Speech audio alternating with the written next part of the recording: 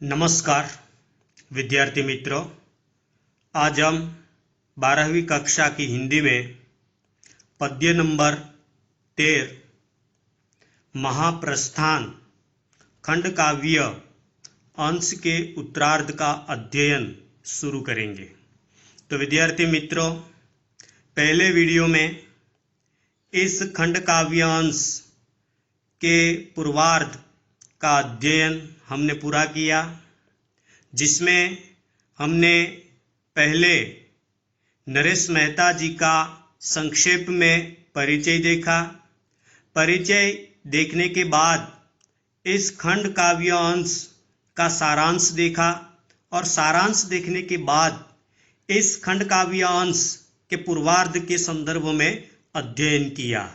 तो इस अध्ययन में हमने देखा कि ये खंड काव्य महाप्रस्थान महाभारत की कथा को आधार बनाकर लिखा गया खंड काव्य है और इसमें महाभारत का अंतिम पर्व यानी महाप्रस्थान और महाप्रस्थान में जिस प्रकार पांडव स्वर्गारोहण के लिए निकलते हैं और उसी समय अर्जुन को युधिष्ठिर जो बात समझाते हैं वही बात इसी खंड काव्य अंश में देखने को मिलता है।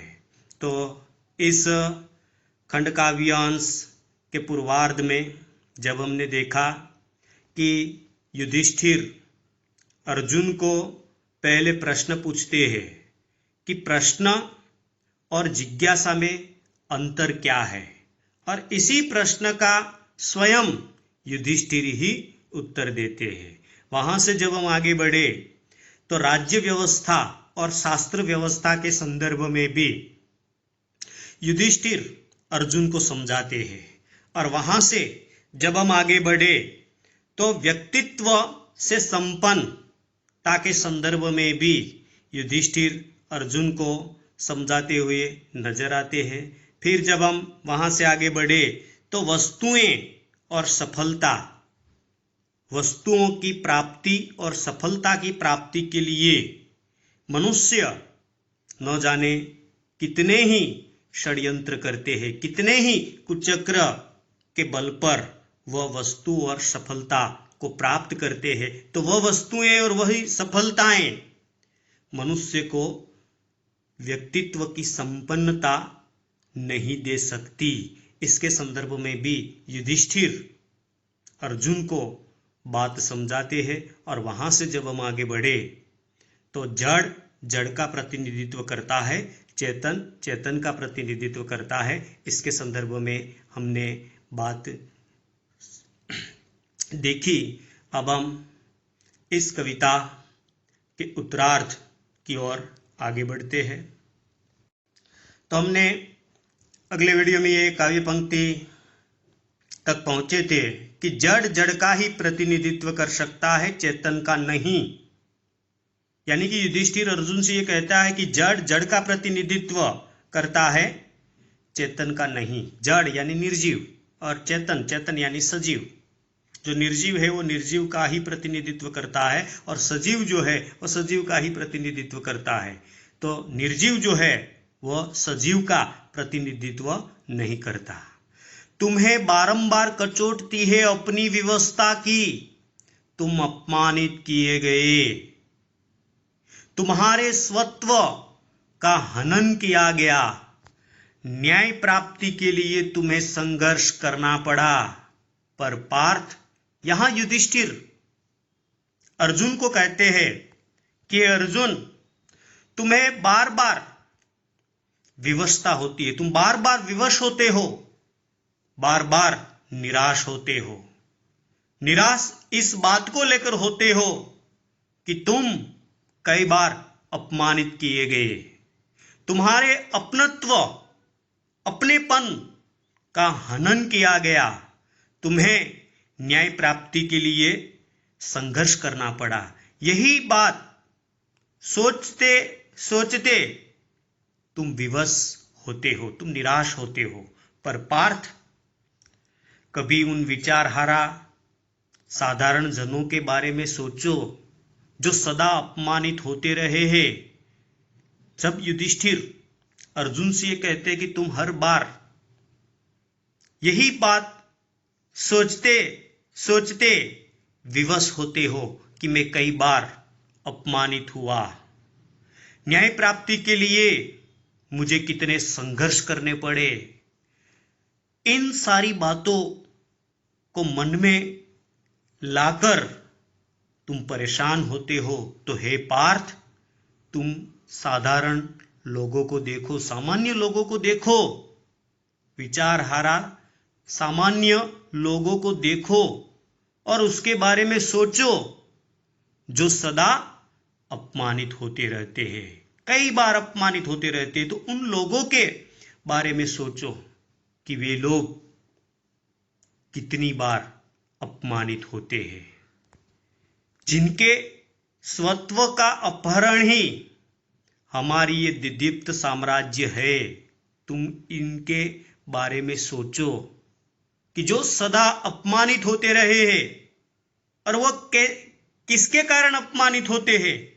तो भाई वह हमारी ये दिदीप्त साम्राज्य के कारण वे सदा अपमानित होते रहते हैं। तो तुम इसके बारे में भी सोचो। अन्याय के अभ्यस्त वे नहीं जानते कि न्याय भी कुछ होता है, और वे बेचारे सामान्य लोग तो अन्याय सहने के आदी हो गए हैं। अभ्यस्त, अभ्यस्त का मतलब है आदि। वे साधारण जन तो बेचारे अन्याय सहने के अभ्यस्त हो गए हैं। वे लोग ये नहीं जानते कि न्याय होता है, न्याय होता है वे लोग नहीं जानते, इसलिए वो बेचारे सदैव अपमानित होते रहते हैं। तो हे अर्जुन, तुम इन लोगों के बारे में सोचो कि वे लोग जिंदगी में सिर्फ अन्याय और अपमान ही सहते हैं। तो तुम इन लोगों के बारे में भी सोचो।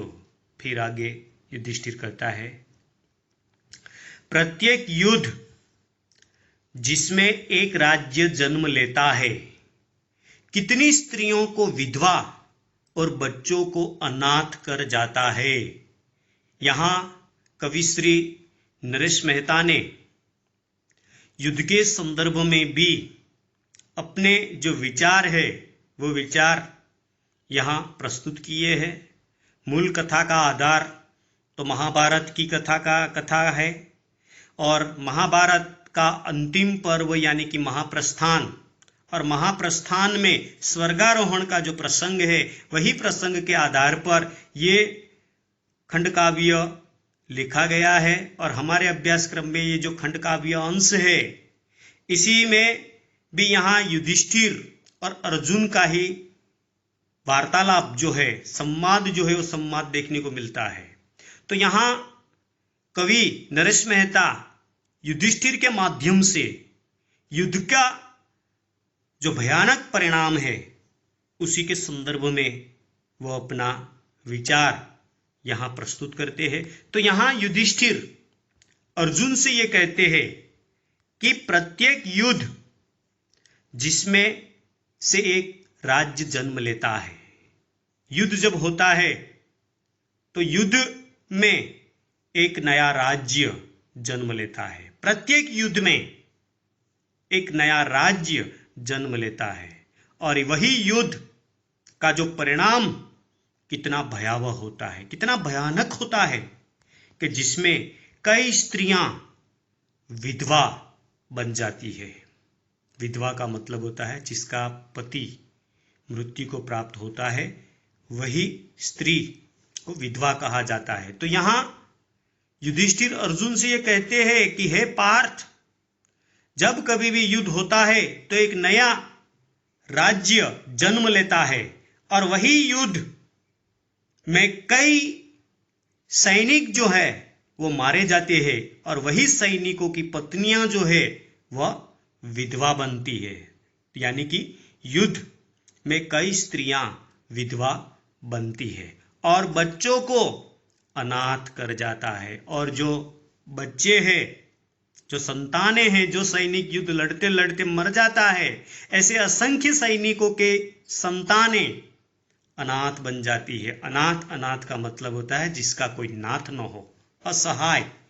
तो वही सैन्य की स्त्रियां और वही सैन्य की संतानें वह अनाथ बन जाता है। तो युद्ध तो होता है, लेकिन वही युद्ध का परिणाम जो होता है वो कितना भयानक होता है। और वही परिणाम में कई स्त्रियां और कई बच्चे अनाथ हो जाते हैं और कई स्त्रियां विधवा बन जाती है और वे जीवन संघर्ष में दिशाहीन खो जाने के लिए बाध्य हो जाते हैं। और इसी युद्ध के कारण वही स्त्रियां और वही बच्चे, वही संतानें दिशाहीन हो जाते हैं।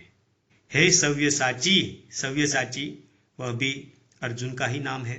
और सव्यसाची अर्जुन को इसलिए कहा जाता था क्योंकि अर्जुन अपने दोनों हाथ से बाण चला सकता था। ये विशेषता अर्जुन के पास थी, इसलिए अर्जुन को सव्यसाची के नाम से भी जाना जाता है। तो यहां युधिष्ठिर ये कहता है कि हे सव्यसाची, तुम्हारे कृष्ण ने ही तो कहा था युद्ध के उपरांत समाज में वर्ण संकरता बढ़ जाती है। तो यहां युधिष्ठिर अर्जुन से ये कहता है, हे अर्जुन, युद्ध का परिणाम कितना पीड़ादायक होता है, कितना भयानक होता है, इसके बारे में तो वो जानकारी देते हैं। लेकिन इसी के साथ साथ अर्जुन को इस बात की भी वो याद दिलाते हुए कहते हैं कि हे अर्जुन, तुम्हारे कृष्ण ने कहा था कि युद्ध के उपरांत, यानी कि युद्ध समाप्त होता है और समाप्त होने के बाद की जो स्थिति है वो कितनी भयानक होती है। इसके बारे में उन्होंने कहा था कि युद्ध के उपरांत समाज में वर्ण संकरता बढ़ जाती है, बढ़ती है। वर्ण संकरता का मतलब है दो भिन्न भिन्न जातियों के स्त्री पुरुष के द्वारा जो संतानें जन्म लेती है उसे कहा जाता है वर्ण संकरता। तो हे अर्जुन, तुम सोचो समझो कि युद्ध के बाद की स्थिति जो है वो कितनी भयावह होती है, कितनी भयानक होती है। कर सकते हो उस दिन की कल्पना जब इस पृथ्वी पर कुल गोत्रहीन वर्ण संकरता ही विचरण करेगी। हे अर्जुन, इस स्थिति के संदर्भ में तुम कल्पना कर सकते हो कि आने वाले भविष्य में इस पृथ्वी पर कुल गोत्र ही नहीं रहेगा, चारों तरफ वर्ण संकरता ही विचरण करेगी। क्या तुम इसके बारे में कल्पना कर सकते हो अर्जुन? उस दिन इस ऐतिहासिक कुष्ठता का कौन उत्तरदायी होगा अर्जुन? कौन उत्तरदायी होगा? हे अर्जुन, जब पृथ्वी पर से कुल गोत्र नहीं रहेगा और चारों तरफ वर्ण संकरता ही विचरण करेगी, तो इस स्थिति का उत्तरदायी कौन होगा? हे अर्जुन, इस स्थिति का उत्तरदायी कौन होगा? आज नहीं तो कल राजा से अधिक कठोर हो जाएंगे ये राज्य। युधिष्ठिर अर्जुन से ये कहते हैं कि आज नहीं तो कल राजा से अधिक कठोर हो जाएंगे ये राज्य। राजा तो कठोर होता है, मानते हैं हम, लेकिन आने वाले युग में, आने वाले समय में राजा से कठोर राज्य बन जाएंगे और सुदूर भविष्य में राज्य से भी अधिक अमानवीय हो जाएंगे ये राज्य व्यवस्थाएं। राजा से कठोर राज्य और राज्य से भी अधिक अमानवीय हो जाएगी ये राज्य व्यवस्थाएं। क्या तुम ये जानते हो? इनके दो आधार स्तंभ, यानी कि राज्य से भी राज्य व्यवस्थाएं जो है वो अमानवीय हो जाएंगी। क्यों अमानवीय हो जाएंगी? क्योंकि राज्य व्यवस्था के दो आधार स्तंभ, एक युद्ध और दूसरा आतंक। जब युद्ध और आतंक बढ़ता है तो अमानवीय प्रवृत्ति बढ़ जाती है। इसीलिए युधिष्ठिर अर्जुन से ये कहते हैं कि हे अर्जुन, जब ऐसी ही स्थिति रही तो आने वाले समय में अमानवीय प्रवृत्तियां जो है वो बढ़ेगी। राजा से कठोर राज्य और राज्य से भी अमानवीय राज्य व्यवस्था हो जाएंगी, और वही राज्य व्यवस्था में युद्ध और आतंक ही देखने को मिलेंगे। इसीलिए यहां कवि कहते हैं युद्ध और आतंक जिनका शिलान्यास मनुष्य की आदिम प्रवृत्तियां बारंबार करती आई है, और युद्ध और आतंक जिसका शिलान्यास मनुष्य की आदिम प्रवृत्तियां, प्राचीन प्रवृत्तियां बार बार करती आई है। हम ये मानते हैं कि युद्ध नहीं होगा, तो भूतकाल से लेकर वर्तमान तक जब हम देखते हैं तो ऐसे कई असंख्य युद्ध हुए हैं, और वही युद्ध का परिणाम भी मनुष्य ने भोगा है। इसलिए यहां युधिष्ठिर अर्जुन से ये कहते हैं कि युद्ध और आतंक जिनका शिलान्यास मनुष्य की आदिम प्रवृत्तियां, आदिम का मतलब होता है प्राचीन, प्राचीन काल से इस प्रकार की प्रवृत्तियां होती आई है। युद्ध भी होते आए हैं और आतंकमय प्रवृत्तियां भी होती आई है। और वर्तमान समय में भी अगर आप देखो तो वर्तमान समय में भी ये दोनों परिस्थितियां देखने को मिलती है, जो आज के समय के लिए प्रासंगिक है। आज भी हम देखते हैं तो भारत और पाकिस्तान, भारत और चाइना के बीच जिस प्रकार का माहौल है, तो वही माहौल भी इस प्रकार का ही देखने को मिलता है। एक दिन युद्ध और आतंक ही सामाजिकता के पर्याय बन जाएंगे। युद्ध में हमने कौरवों को हराया और आतंक के बल पर तुमने पांडव साम्राज्य का राजकोष बढ़ाया। यहां युधिष्ठिर ये कहते हैं कि युद्ध और आतंक ही सामाजिकता के पर्याय बन जाएंगे। आने वाले समय में, आने वाले भविष्य में युद्ध और आतंक सामाजिकता के पर्याय बन जाएंगे। युद्ध में हमने कौरवों को हराया और आतंक के बल पर, हे अर्जुन, तुमने आतंक के बल पर पांडव साम्राज्य का राजकोष बढ़ाया। युधिष्ठिर इस बात को यहां अर्जुन को इसलिए याद दिलाते हैं कि भाई हमने युद्ध के बल पर, युद्ध में हमने कौरवों को हरा दिया, और जब कौरवों की हार हुई तो हस्तिनापुर का राज सिंहासन जो है वो हमें मिल गया। और हस्तिनापुर का राज सिंहासन मिलने के बाद हे अर्जुन, तुमने आसपास के छोटे राज्यों को हराकर पांडव साम्राज्य का राजकोष बढ़ाया। राजकोष का मतलब होता है खजाना, राजधानी का खजाना। तो यहां युधिष्ठिर ये कहते हैं, हे अर्जुन, हमने युद्ध और आतंक के बल पर हमने अपनी पांडव साम्राज्य को बढ़ाया। एक तरफ युद्ध में हमने कौरवों को परास्त किया और हस्तिनापुर का राज सिंहासन प्राप्त किया, और राज सिंहासन प्राप्त करने के बाद भी हे अर्जुन, कई ऐसे छोटे बड़े राज्यों को हराकर, राज्य को हराकर हमने अपने पांडव साम्राज्य का राजकोष बढ़ाया। हे पार्थ, हमारे इन अमानवीय कृत्यों के यही तो ऐतिहासिक निष्कर्ष निकले कि अर्जुन से श्रेष्ठ कोई योद्धा नहीं और युधिष्ठिर ही एकमात्र चक्रवर्ती सम्राट। यहां युधिष्ठिर अर्जुन को यही कहते हैं कि हे अर्जुन, हमने युद्ध में कौरवों को परास्त किया।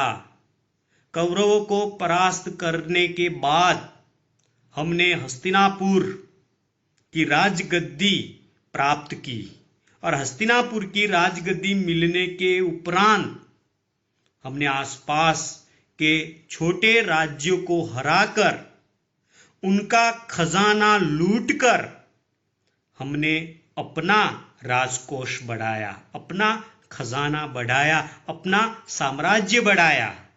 और इसी से यही निष्कर्ष निकलता है कि अर्जुन से श्रेष्ठ कोई योद्धा नहीं और युधिष्ठिर ही एकमात्र चक्रवर्ती सम्राट है। यही निष्कर्ष निकला है। मानवता का यह रथ किस अंधे मार्ग पर बढ़ रहा है? तुम नहीं जानते पार्थ, तुम नहीं जानते कि संकट कहीं अधिक गहरा है। यहां युधिष्ठिर अर्जुन से ये कहते हैं कि यही निष्कर्ष निकला है कि हमने क्या किया।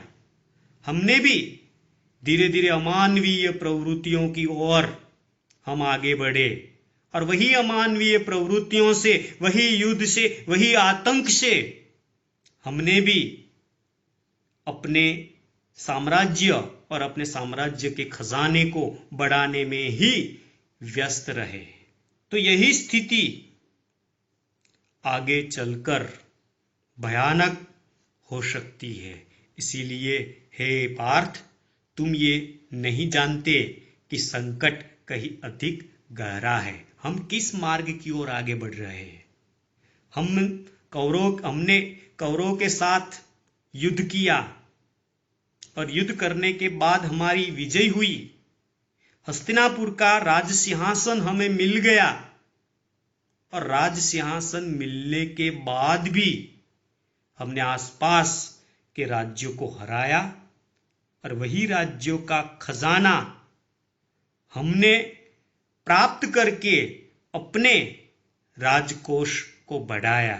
तो ये स्थिति जो है, वह स्थिति हमें अंधे मार्ग की ओर ले जा रही है। इसीलिए हे पार्थ, यही स्थिति के बारे में मैंने सोचा, समझा और निष्कर्ष ये निकाला कि इससे तो निष्कर्ष यही निकलता है कि अर्जुन से बड़ा कोई योद्धा नहीं और चक्रवर्ती सम्राट अगर कोई है तो वह है युधिष्ठिर। और वही स्थिति का अवलोकन करके मैंने ये निष्कर्ष निकाला कि अब हम स्वर्गारोहण करने के लिए निकलते हैं। इसीलिए हे पार्थ, मैंने ये स्वर्गारोहण का निर्णय लिया। तो इस प्रकार विद्यार्थी मित्रों, महाप्रस्थान खंडकाव्य अंश को हम यहाँ पूरा करते हैं। शब्दार्थ और टिप्पणी जो है उसे आप अच्छी तरह से पढ़ लेना। कई ऐसे कठिन शब्द जो है वे यहाँ रखे गए हैं, तो उसे आप देख लेना। फिर स्वाध्याय, तो स्वाध्याय में भी विकल्प वाले प्रश्न, एक एक वाक्य वाले प्रश्न, 2-3 वाक्य वाले प्रश्न और सविस्तार पूर्वक वाले प्रश्नों को आप अपनी हिंदी विषय की नोटबुक में स्वच्छ और सुंदर अक्षरों में लिख देना और उसकी तैयारी करना। अस्तु।